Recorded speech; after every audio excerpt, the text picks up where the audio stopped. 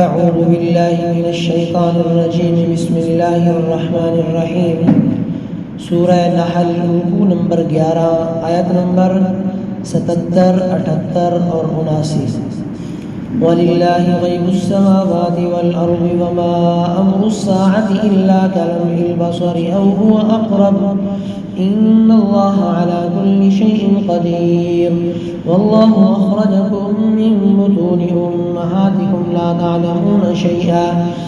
تعلمون شيئا وجعل لكم السمع والأبصار والأفئدة لعلكم تشكرون ألم يروا إلى الطير مسخرات في جو السماء ما يمسكهن إلا الله إن في ذلك لآيات لقوم يؤمنون. معزز سامعین، اللہ رب العزت نے گزشتہ آیات کے اندر 2 مثالیں بیان فرمائی تھی. ایک مثال تو ایک غلام کی بیان کی تھی کہ ایک ایسا غلام ہے جس کو کسی چیز کا کوئی اختیار نہیں، کسی چیز پر اس کو کوئی قدرت نہیں، اور اس کے مقابلے میں ایک آزاد شخص ہے جس کو عمدہ رزق دیا گیا اور وہ اللہ کے راستے میں خرچ کرتا ہے. فرمایا کیا یہ دونوں برابر ہو سکتے ہیں؟ صاف ظاہر ہے برابر نہیں ہو سکتے. فرمایا دوسری مثال میں 2 آدمی ہیں، ان میں ایک گونگا ہے جو کوئی کام نہیں کر سکتا بلکہ اپنے پالنے والے آقا پر بوجھ بنا ہوا ہے. اس کو آقا جہاں کہیں بھیجتا ہے تو وہ کوئی خیر کا کام نہیں کر کے آتا، ڈھنگ کا کام کر کے نہیں آتا.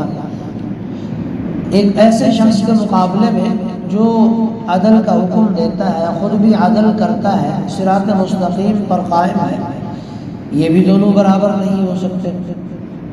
آج کے درس میں اللہ تعالی نے فرمایا کہ زمین و آسمان میں جو چیزیں چھپی ہوئی ہیں، غیب کی چیزیں ہیں، وہ اللہ کے علم کے اندر ہے. یہ غیبوبت کی نسبت انسانیت کے ذریعے ہے. بعض چیزیں انسانوں سے پوشیدہ ہیں، یعنی استعداد عمل جو ہے وہ ہر آدمی کی استعداد الگ الگ ہے. بظاہر انسان ہے لیکن اللہ نے استعداد اور صلاحیت میں فرق رکھا ہے. تو فرمایا اسی طرح زمین و آسمان میں جو چیزیں چھپی ہوئی ہیں انسانوں کی نسبت سے، ہر آدمی ہر چیز کو نہیں جانتا، ہر چیز کا علم نہیں رکھتا، اس کے پاس ہر چیز کی صلاحیت نہیں ہے. تو اللہ ان ساری چیزوں کا علم رکھتے ہیں. وَلِلَّهِ غَيْبُ السَّمَاوَاتِ وَالْأَرْضِ، اور آسمانوں اور زمین کے سارے بھید اللہ کے قبضے میں ہے، ہر چیز کا علم اللہ کے پاس ہے. وَمَا أَمْرُ السَّاعَةِ إِلَّا كَلَمْحِ الْبَصَرِ وَهُوَ أَقْرَبُ، اور قیامت کا معاملہ آنکھ جھپکنے سے زیادہ نہیں ہوگا بلکہ اس سے بھی جلدی ہوگا. اس کا علم بھی اللہ کے پاس ہے. حقیقت میں قیامت کب آئے گی اس کا علم اللہ کے پاس. بعض نشانیاں اللہ رب العزت نے اپنے رسول کے طفیل بیان فرمائی ہے، ان نشانیوں کا علم ہو سکتا ہے. اور فرمایا کہ وہ اچانک آئے گی، کلمح البصر، آنکھ جھپکنے کے برابر، پلک جھپکنے کے برابر. او هو اقرب، یہ آدمی پلک بھی نہیں جھپکے گا. روایات میں آتا ہے کہ بعض لوگ کھانا کھا رہے ہوں گے بے خوفی کے عالم میں، کوئی گھبراہٹ نہیں، کوئی پریشانی نہیں، کوئی کئی دنوں سے اس کا ظہور نہیں ہوگا. اچانک کھانا کھا رہے ہوں گے، کھانا کھاتے ہوئے لقمہ اٹھا کر منہ کی طرف لے جائیں گے، ابھی منہ پر نہیں پہنچے گا، قیامت قائم ہو جائے گی. بعض لوگوں کا لقمہ 2 ہونٹوں کے قریب ہوگا، قیامت قائم ہو جائے گی. ہر آدمی اپنے آل و عیال کے ساتھ، بیوی بچوں کے ساتھ کھیل کود رہا ہوگا، بے خوفی کی زندگی ہوگی، کما رہے ہوں گے، کھیتی باڑی کر رہے ہوں گے، اچانک قیامت قائم ہو جائے گی. اور قیامت کی منظر اگر دیکھا جائے تو پہلا منظر قبر ہے. قبر سب سے پہلا منظر ہے. حدیث میں اللہ کے رسول علیہ السلام نے فرمایا من مات فقد قامت قیامتہ، جو شخص مر گیا تو اس کے لیے قیامت قائم ہو گئی، اس کے لیے تو قیامت آ چکی ہے. اور قبر پہلی منزل ہے، جس کی یہ پہلی منزل اچھی نکلی تو اس کی آگے ساری منزلیں آسان ہو جائے گی. عثمان بن عفان رضی اللہ تعالی عنہ اکثر و بیشتر قبر چلے جاتے تھے، اہل قبور کے پاس چلے جاتے، قبروں کی زیارت کے لیے چلے جاتے اور وہاں کثرت سے روتے تھے. ایک مرتبہ بعض ساتھیوں نے، صحابہ نے پوچھا کہ آپ اس قدر کیوں قبر کی زیارت پر روتے ہیں؟ فرمانے لگے کہ یہ مرنے کے بعد پہلی گھڑی ہے، یہ پہلی جگہ ہے، یہ پہلا علاقہ ہے جہاں پر آدمی مرنے کے بعد جاتا ہے۔ اگر یہ خیر و عافیت سے پاس ہو گیا، اس میں اگر بندہ کامیاب ہو گیا تو پھر آگے ساری منزلیں آسان ہو جائیں۔ تو یہاں اللہ تعالیٰ فرما رہے ہیں قیامت کا علم ہمارے پاس، پوری علم ہمارے پاس، نشانیاں اللہ نے بتلا دی کہ لوگ بڑی بڑی عمارتیں بنانے لگ جائیں گے، غلام لوگ مالک اور حکمران بن بیٹھیں گے، ماں باپ کی نافرمانی ہو جائے گی، زناکاری عام ہو جائے گی، سود کا دورہ ہوگا، گناہ کے کاموں کو نیکی کا کام بنا کر پیش کیا جائے گا، قرآن اور اہل قرآن کی تذلیل کی جائے گی، علماء کے ساتھ بدتمیزی سے پیش آیا جائے گا، قرآن کریم اور دین کی جو شعائر ہیں ان شعائر اللہ کی توہین کی جائے گی، جیسے پردے کی توہین، نماز کی توہین، داڑھی کی توہین، ٹوپی پگڑی کی توہین۔ یہ اللہ کے رسول علیہ السلام نے کچھ نشانیاں بتلائی۔ فرمایا ان اللہ علی کل شیء قدیر، یقین رکھو کہ اللہ ہر چیز پر پوری قدرت رکھتا ہے۔ واللہ اخرجکم من بطون امہاتکم لا تعلمون شیئا، اور اللہ نے تم کو تمہاری ماؤں کے پیٹ سے اس حالت میں نکالا کہ تم کچھ نہیں جانتے تھے۔ وَجَعَلَ لَكُمُ السَّمْعَ وَالْأَبْصَارَ وَالْأَفْئِدَةَ، اور تمہارے لیے کان، آنکھیں اور دل پیدا کیے، لَعَلَّكُمْ تَشْكُرُونَ، تاکہ تم شکر ادا کرو۔ ماں کے پیٹ سے جب اللہ تعالیٰ نکالتے ہیں تو بچے کو کچھ خبر نہیں ہوتی کہ میرے ساتھ کیا گزر رہی ہے، کیا بیت رہی ہے۔ اس کو کسی چیز کا نہ گرمی کا علم نہ سردی کا علم، نہ اس کو تکلیف کا احساس ہوتا ہے نہ کچھ، وہ علم نہیں رکھتا، شعور نہیں رکھتا۔ اللہ نے تین نعمتیں آگے بیان فرمائی، سمع، بصر اور دل، کان، آنکھیں اور دل، یہ تین اللہ کی سب سے بڑی نعمتیں ہیں۔ اگر کسی شخص کے پاس سب کچھ ہے لیکن کان نہیں ہے تو سننے کی صلاحیت سے محروم ایسا شخص، اس کی زندگی ایک اعتبار سے بیکار ہوتی ہے۔ وہ کسی کی بھی بات سن نہیں سکتا، وہ اپنی اولاد کے بول نہیں سن سکتا، وہ دین کی بات نہیں سن سکتا، وہ کلمہ قرآن کی بات نہیں سن سکتا۔ یعنی ایک لحاظ سے نہ سننے والا بندہ آدھا زندہ رہتا ہے اور آدھا مر جاتا ہے، اس کی زندگی جیتے جی موت کی طرف ہو جاتی ہے۔ اسی طرح بصر، آنکھیں، اللہ کی سب سے بڑی نعمت آنکھیں بھی ہے۔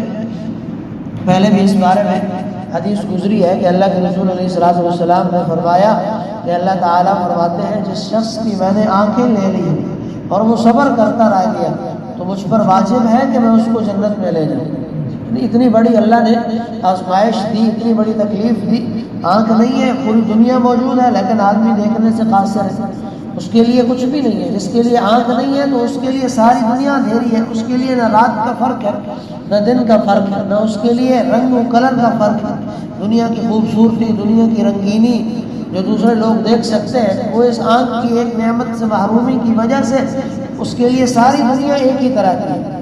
کوئی اس کے لیے رنگینی نہیں ہے، کوئی اس کے لیے رنگوں کا فرق نہیں ہے، کالا، سفید، زرد، ہر قسم کا رنگ اس کے لیے ایک ہی ہے۔ تو یہ اللہ کی بڑی نعمت ہے۔ اور تیسری بڑی نعمت دل، افئدہ، اللہ نے فرمایا کہ دل جو ہے یہ بھی پیدا کی ہے، یہ بھی بڑی نعمت ہے۔ اور دل نہ ہو تو آدمی مر جاتا ہے، دل نہ ہو، اس کا اٹیک ہو جائے، دل کے وال بند ہو جائیں، بڑی شدید تکلیف میں مبتلا ہو جائے۔ دل کی بیماریاں جو ہے وہ بڑی شدت والی ہوتی ہیں، بیٹھے بیٹھے آدمی کو موت کے منہ میں دھکیل دیتی ہیں۔ اگر صحت مند دل پیدا کیا، اور پھر دل کے اندر جیسے حدیث میں آتا ہے، اللہ کے رسول علیہ السلام نے فرمایا اذا صلح الجسد جسد کلہ، تمہارے جسم میں ایک گوشت کا لوتھڑا ہے، اگر وہ ٹھیک ہو جائے تو تمہارا سب کچھ ٹھیک ہو جائے، اور اگر وہ خراب ہو جائے اذا فسد الجسد، تو سارا کا سارا جسم جو ہے وہ خراب ہو جائے۔ اور فرمایا الا وہی القلب، اور وہ کیا ہے؟ ایک دل ہے۔ دل اگر اللہ نے دیا ایک یہ نعمت، اور اگر دل کے اندر ایمان ڈال دیا، طہارت اور پاکیزگی ڈال دی، نیکی کی صلاحیت ڈال دی، تو یہ اور بڑی نعمت ہے۔ فرمایا أَوَلَمْ يَرَوْا إِلَى الطَّيْرِ مُسَخَّرَاتٍ فِي جَوِّ السَّمَاءِ، یہ فلسفہ معیشت اللہ نے بیان کیا۔ بعض لوگ یہ ایک لیکچر عذر پیش کرتے ہیں کہ جی ہم دین کا کام نہیں کر سکتے، ہم دین کی بات نہیں سیکھ سکتے، ہم مسجد میں نہیں جا سکتے، مدرسے میں نہیں جا سکتے، وجہ یہ ہے کہ ہم سارا دن تو روزی کمانے میں لگے ہوئے ہیں، ہم نے اولاد کو کہاں سے کھلائیں؟ اگر ہم دین سیکھنے جائیں، اگر مسجد مدرسے میں جائیں، نماز پڑھنے جائیں، ذکر و اذکار کرنے جائیں، علماء کی محفلوں میں جائیں، جلسے اٹینڈ کریں، دین کی بات سنیں، تو پھر ہم اپنے اولاد کو کہاں سے کھلائیں؟ ہم اپنی دیہاڑیاں توڑ دیں، مزدوریاں چھوڑ دیں، ہم اپنا کام کاج چھوڑ دیں، حالانکہ حلال رزق کمانا بھی جو ہے وہ ثواب اور فضیلت کی بات ہے۔ تو یہ ایک عذر پیش کرتے ہیں دین کے کام سے دوری کا، نماز سے دوری کا، ذکر و اذکار سے دوری کا۔ روزہ رکھنے میں رمضان میں بھی یہی عذر ہے، روزہ رکھیں تو پھر مزدوری نہیں کر سکتے، اگر مزدوری نہیں کریں گے تو پھر اولاد کو کہاں سے کھلائیں گے؟ اللہ فرما رہے اَوَلَمْ يَرَوْا إِلَى الطَّيْرِ، کیا تم نے نہیں دیکھا پرندوں کی طرف، إِلَى السَّمَاءِ، کہ وہ آسمان، مُسَخَّرَاتٍ فِي جَوِّ السَّمَاءِ، کہ اللہ تعالیٰ نے فرمایا کیا انہوں نے پرندوں کو نہیں دیکھا کہ وہ آسمان کی فضا میں اللہ کے حکم کے پابند ہیں؟ آسمان کی فضا کے اندر، جَوِّ السَّمَاء، آسمان کی فضاؤں میں، مسخرات، اللہ نے ان کے لیے آسمان کی فضا مسخر کر دی، نہ تو کشش ثقل انہیں گراتی ہے، نہ کوئی نقصان پہنچتا ہے، آسمان میں کھلے عام گھوم پھر رہے ہیں۔